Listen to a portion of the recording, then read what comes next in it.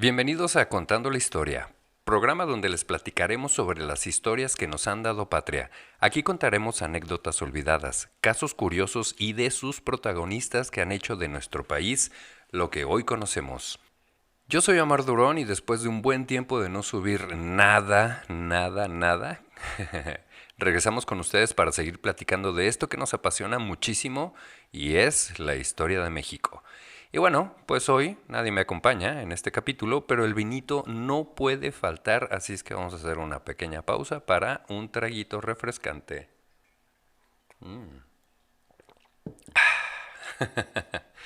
Hoy hablaremos de un tema que tal vez no es tan sonado, pero que es muy importante en la historia y que pudo cambiar el curso del mundo tal cual lo conocemos. El día de hoy platicaremos del telegrama Zimmermann. Y ustedes se preguntarán, ¿qué fue el telegrama Zimmermann y por qué fue tan importante en la historia de nuestro país? Pues bueno, como siempre, vámonos al contexto.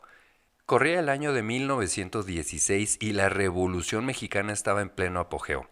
Estaba como presidente del país Venustiano Carranza y los grupos de Villa y Zapata aún estaban en guerra. En fin, México estaba sumido en este movimiento social que había iniciado Francisco I. Madero en 1910. Pero ¿qué pasaba en el mundo cuando aquí en México nos estábamos dando hasta con la cubeta? De seguro el otro lado del charco estaba muy relax, todo tranqui, pues para nada. Desde el 28 de julio de 1914, el viejo continente ya traía su propio desmadre. Estaban dándose catorrazos los unos contra los otros en lo que fue llamado la Gran Guerra. ¿Y por qué empezaron a darse de guamazos en Europa? Pues cuando el príncipe Francisco Fernando de Austria, heredero al trono del imperio austrohúngaro, y su esposa, la condesa Sofía Chotek, andaban por Sarajevo dándose un rol muy felices y contentos, pues ya sabes, ¿no? Que visitando los pueblitos mágicos, que comiendo las quesadillas sin queso y todo, y todo eso que hace uno cuando anda de viaje en Sarajevo y que de repente sin avisar que se les aparece un cuate llamado Gavrilo Princip y que les dice la clásica de ya te la sabes carnal y como el archiduque pues no se la sabía, pues que los pasa a desvivir.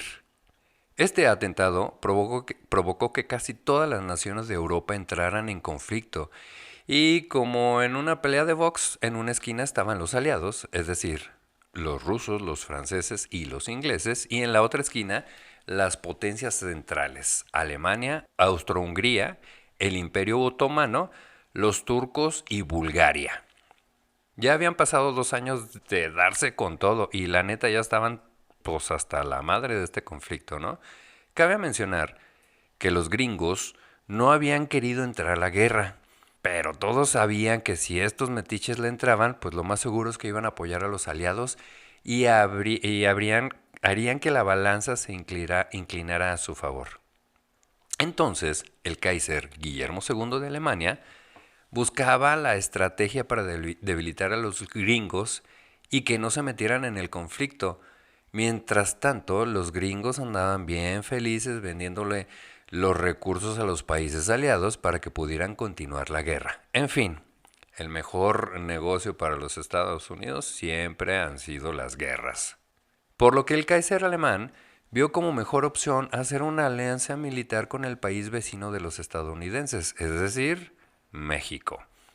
Bueno, pues este güey quería que los mexicanos le hicieran la guerra desde el sur y así debilitar a los gabachos. Al principio sonaba como una gran idea, así tanto así más o menos como las gasolineras VIP del Javi Noble, ¿no? El problema era que los alemanes no estaban muy seguros de quién era el mero mero chido de esos entonces en México para poder hacer contacto y proponer esta gran idea. Además de que en México y Estados Unidos había un gran número de espías, tanto alemanes como de las naciones aliadas. Como ya les había contado, Carranza era el presidente en ese momento, después de haber derrocado al usurpador Victoriano Huerta, quien ya le había dado cuello a Madero, pero Carranza andaba bien chambeador y sumamente ocupado tratando de pacificar el país y hacer una nueva constitución. Villa ya había pasado de ser un revolucionario a un simple bandolero que la ley buscaba. Y Huerta, bueno, Huerta. Huerta ya estaba exiliado en Barcelona, todo triste y borracho como siempre. Entonces, los alemanes vieron como mejor opción a Victoriano Huerta, por lo que le mandaron hasta su casa en Barcelona una delegación y le ofrecieron una alianza militar para que pudiera derrocar a Carranza y que después se diera de guamazos con los gringos. Le dijeron, mira carnal, si tú nos haces la balona, nosotros te damos todo el apoyo militar, las armas, el billullo y la feria que necesites. En aquellos tiempos le habían ofrecido como 12 millones de francos, ¿no? De aquellos años, para que le puedas dar en su madre a Venustiano. Obvio, Huerta de volada les dijo que sí y se lanzó a Nueva York con el paro de visitar la Feria Mundial de San Francisco. A los espías ingleses y a los gringos esto se les hizo pues muy sospechoso, ¿no? Y más aún cuando iba por Kansas, que se desvía hacia El Paso, Texas, con toda la intención de cruzar de mojado hacia México y así rehacer su ejército con el apoyo de los alemanes. Pues en esas andaba el Huerta, ya saben, que contratando al pollero para que lo brincara del lado mexa cuando le cayó el servicio secreto de los Estados Unidos y que me lo arrestan y que lo meten al bote. Pero bueno, los gringos se vieron muy buena onda porque le ofrecieron asilo político en cualquiera de las ciudades que él eligiera, si cancelaba sus planes insurrectos. Pero Huerta, como todo un viejo necio de aquellas épocas, pues que las manda al diablo y no quería dejar sus intenciones de recuperar el poder. En eso estaban los gringos, tratando de convencer a Huerta cuando misteriosamente que se les muere en la cárcel y hasta aquí llegó el primer intento alemán de alianzas con México contra los Estados Unidos. Entonces, los alemanes dijeron, ya valió queso, pero como eran muy necios que buscan a Villa para ofrecerle el mismo trato. Al principio, Villa lo rechazó, pero entonces que llega la famosa batalla de Celaya, en donde a Villa le dieron una pero mega madrina, ¿no? Le dieron la madriza de su vida, por lo que ya no se le hizo tan mala idea la alianza con los alemanes. Esto le dijeron que ya tenían todo listo, que el armamento ya había entrado de contrabando a suelo mexicano en unos ataúdes. Este mismo armamento, que constaba de varios fusiles y algunos cartuchos y demás, fueron utilizados por la gente de Villa para atacar el poblado todo polvoriento de Columbus, Nuevo México, el 9 de marzo de 1916. Pero esta es otra historia llena de mitos que ya les contaré en otro episodio.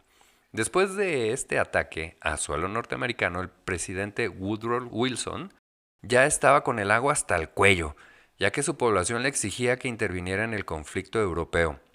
Y si a esto le sumas que los villistas ya los habían invadido, pues esto se le descontroló, por lo que mandó la llamada expedición punitiva para dar caza y castigo al bandolero de Villa, que había tenido la osadía de atacarlos, por lo que mandó a 4.800 soldados al mando del general John Pershing el 14 de marzo de 1916 y esta excursión duró hasta el 6 o 7 de febrero de 1917, haciendo así una clara invasión de los Estados Unidos a México. Esta expedición, como ya dije, duró casi un año en territorio mexicano. Llevaron aviones, carros blindados, motocicletas Indian y cuanta madre tenían para hacer la guerra. Pero así como entraron, así se fueron, porque ni siquiera pudieron ver y mucho menos encontrar a Villa. Entre los soldados que llegaron a la expedición estaban militares que después jugarían un papel muy importante en la historia, como Dwight D. Eisenhower, quien después fue presidente de los Estados Unidos. También andaba por aquí George Patton, quien sería famoso en la Segunda Guerra Mundial. Para esos momentos, los alemanes ya habían iniciado la guerra submarina en el Atlántico. Estos cuates ya habían hundido varios barcos aliados, entre ellos el barco Lusitania, en el que iban algunos viajeros estadounidenses. Esto desató un gran enojo en la población de los Estados Unidos. Los alemanes se dieron cuenta que esto ya estaba saliéndose de control y en su desesperación el ministro de Relaciones Exteriores alemán, Arthur Zimmermann, recibió las órdenes del Kaiser para telegrafiar al embajador alemán en los Estados Unidos, Johann Heinrich von Bernstorff, para que el embajador alemán en México, Heinrich von Eckart, se pusiera en contacto con Carranza y le ofreciera una alianza militar apoyándolo con la flota de submarinos para que le hiciera la guerra a los Estados Unidos. Esto le ofrecieron al presidente mexicano la recuperación de los territorios perdidos por México en la guerra de 1847. Sí, esa guerra en los tiempos de Santana. Entonces, este güey en chinga que le manda el famoso telegrama cifrado y se comunicó con el secretario de Relaciones Exteriores de México, Cándido Aguilar, que era el yerno de Carranza, para comunicarle el plan. Sin embargo, los alemanes no contaban con la astucia de los ingleses, que como ya había dicho, estaban en todo el territorio mexicano y estadounidense en su calidad de espías. Estos güeyes de volada interceptaron el mensaje y lo mandaron descifrar al llamado Cuarto 40, que era el lugar al que llegaban todas las comunicaciones alemanas. Ahí fue en donde, apoyados con un ejército de expertos criptógrafos, lograron descifrar el telegrama que estaba encriptado en un código numérico. Estos cuates habían conseguido un libro que por suerte un pescador ruso había atrapado entre sus redes. Este libro tenía unas pesadas tapas de plomo y se había salido de un barco alemán de guerra hundido en las costas de Finlandia. Este libro tenía el código criptográfico que los alemanes usaban para mandarse mensajes en clave. Este código era conocido como el código 0075. El propósito de las tapas pesadas de plomo era que el libro se hundiera para que nadie pudiera recuperarlo.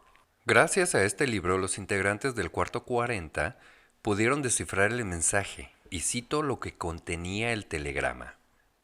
Tenemos la intención de comenzar el 1 de febrero la guerra submarina sin restricciones. Trataremos de mantener neutrales a los Estados Unidos de América.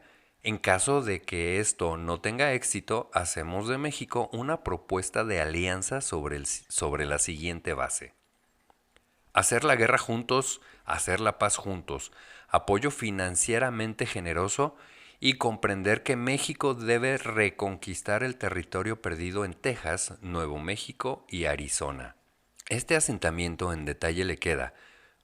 Usted informado al presidente de lo anterior en secreto tan pronto como el estallido de la guerra con los Estados Unidos de América sea cierto, y añadirá la sugerencia de que, por su propia iniciativa, invite a Japón a la adhesión inmediata y al mismo tiempo con nosotros.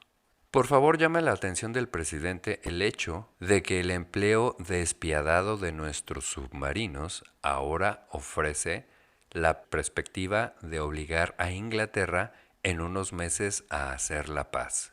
Firmada, Zimmerman. La gravedad de esta propuesta alarmó a todos en la sala, ya que quedaron impactados con la propuesta de los alemanes, ya que sabían que en caso de que México aceptara, la guerra se prolongaría indefinidamente y los Estados Unidos no entrarían en ella. Pero la cosa no terminaba ahí, ya que si delataban a los alemanes, estos se darían cuenta que su código había sido descifrado y lo más seguro es que lo cambiarían.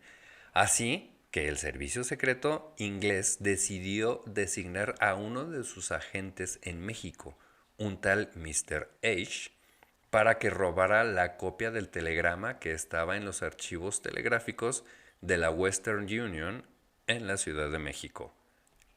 ¿Y en qué problemón habían metido al tal Mr. H? Pero de repente un evento afortunado le llegó como anillo al dedo, ya que un ciudadano inglés había sido arrestado por falsificar dinero mexa. Uno de los cuates del falsificador, que de pura casualidad trabajaba en la Western Union, buscó la ayuda de Mr. H para que lo ayudara a sacar a su bro de la cárcel. Este güey en chinga supo que de ahí era, y así buscó la colaboración del embajador inglés en México, Sir Thomas Howler, para que le pudiera redactar los oficios para la liberación del falsificador. Lo que pidió Mr. H a cambio de este favorcito fue la copia del telegrama que se había mandado desde Washington por Heinrich von Eckart. A la fecha, no se sabe la identidad del espía llamado Mr. Esch, pero lo que sí sabemos es que el yerno de Carranza ya le había comunicado el contenido del telegrama al presidente. Ahora, Carranza sabía que tenía en sus manos una carta muy poderosa que podía usar a su favor, pero también sabía que el riesgo de perder una guerra contra el poderoso ejército de Estados Unidos era muy grande. Imagínense el contexto. México estaba en medio de una revolución, en donde el país estaba metido en un conflicto armado en gran parte de su territorio. Las posibilidades de recuperar los territorios perdidos en el 47 era muy tentadora, y la idea de tratar de establecer un tratado con los japoneses para que se aliaran con México y los alemanes era un factor que Carranza no quería ni tenía la posibilidad de hacer, ya que bastantes pedos con la pacificación del país tenía. Esta famosa expedición punitiva apenas había llegado al término y había conseguido una difícil negociación para que estos güeyes salieran del país. Carranza tenía prácticamente todo en contra. Los gringos veían mal al gobierno de Carranza, que decían, había logrado muy poco para la pacificación del país, pues en eso estaba Carranza si aceptaba o rechazaba la oferta del gobierno alemán, cuando los espías ingleses le hicieron llegar una copia al embajador gringo, Walter Page. Este güey, todo indignado, que le manda un WhatsApp al presidente Wilson, pues pasándole el chisme por completo, ¿no? Completito. Pero Carranza no era pendejo y desconfiaba de los alemanes, porque obviamente supo que estos primeros habían buscado el apoyo de Victoriano Huerta. Además, el embajador de los Estados Unidos le preguntó por el telegrama y Carranza solo le contestó, pues, ¿cuál telegrama, mi bro? Negando la existencia de este. Tras pensar y meditar cuidadosamente la respuesta, Carranza tuvo que decir no y declinar la oferta de los alemanes. Sin embargo, poco tiempo después, los chismes de la prensa estadounidense publicaron el contenido del telegrama, y esto hizo que el 6 de abril de 1917 los Estados Unidos entrara a la guerra en el bando de los aliados, haciendo así que la balanza se inclinara en contra de Alemania. Así fue como, en noviembre de 1918, las potencias centrales perderían la guerra. Y aquí es donde les pregunto, ¿qué hubieran hecho ustedes? En caso de aceptar la propuesta y ganar la guerra contra los Estados Unidos, ¿qué pensó Carranza cuando su yerno le comunicó la noticia? ¿Hubiéramos recuperado el territorio perdido? ¿México se convertiría en la potencia de este lado del charco? ¿Cómo nos hubiera ido en la Segunda Guerra Mundial del lado de los alemanes?